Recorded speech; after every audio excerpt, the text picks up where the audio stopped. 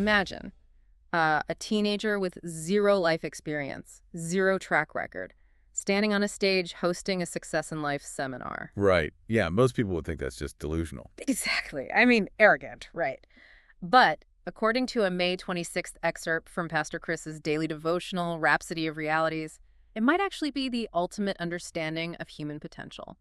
We're unpacking a text that completely flips how we, define personal achievement. Yeah, because society usually frames success as this distant finish line you have to desperately sprint toward. Right.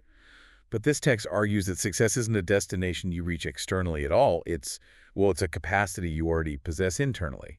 And the author uses this really interesting metaphor of an orange seed to break it down. Okay. An orange seed. Yeah. So if you hold an orange seed in your hand, I mean, it looks entirely unimpressive. But packed inside that tiny shell is the complete blueprint to produce a massive tree. And then that tree produces multiplied fruits and even more seeds. So it doesn't have to, scramble to become an orange? Exactly. Its nature is already set. It is essentially a fully formed tree, just waiting for the right conditions. And the author uses this physical reality in nature to explain a spiritual reality about human potential. You got it. You don't have to acquire success from the outside. According to this worldview, your inherent nature is already established. It makes me think of buying a computer with high-end, really complex software pre-installed. You don't have to painstakingly build the code from scratch, right? Because the program is already entirely there. That is a great way to put it. But, you do actually have to boot up the system and run the program for it to do anything. So how does this text suggest a person actually boots up or activates this internal potential? Well, by stepping into the identity before the external proof even exists. And this brings us back to that teenager hosting the seminars. Ah, right, the teenage seminars. Yeah, the author is actually sharing a story from his own youth. Yeah. Long before he had these massive visible achievements, he was operating from the belief that the life of God was a seed already planted inside him. But if a teenager with literally no track record calls themselves a success and hosts seminars, I mean, anyone watching is going to think it's just empty arrogance. It looks like pure bragging. Oh, for sure. And the text actually anticipates that exact tension.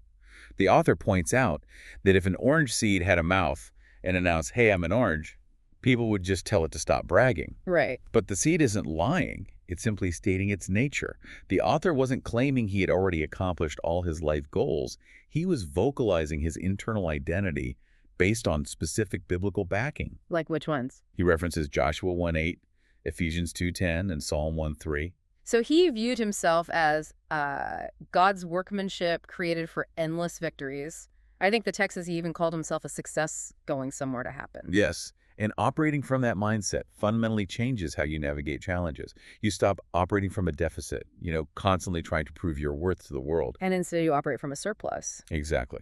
You start acting on the belief that your success is inevitable because of your inherent nature. But going back to that seed analogy for a second, an orange seed just sitting on a kitchen counter, I mean, it's not going to sprout. It has the potential, sure, but it needs soil and water. So what is the environment required to make this internal success actually manifest outwardly? The author concludes that the required environment is the Word. A word. Right. It functions as the spiritual soil and water by constantly reinforcing that internal identity. So immersing yourself in the Word acts as a filtration system against external doubts and worldly metrics of success. Oh, okay. Yeah, it creates the necessary conditions for the seed to finally manifest outwardly in everything you do.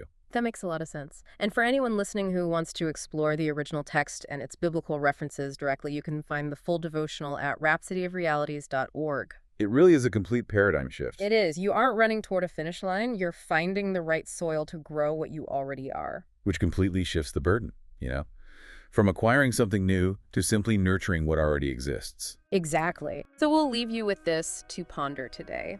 If you start viewing your own potential not as something you have to painstakingly build from scratch, but as a seed that already contains the fully grown tree, how might that change the environment you choose to put yourself in today? We trust you were blessed by this episode.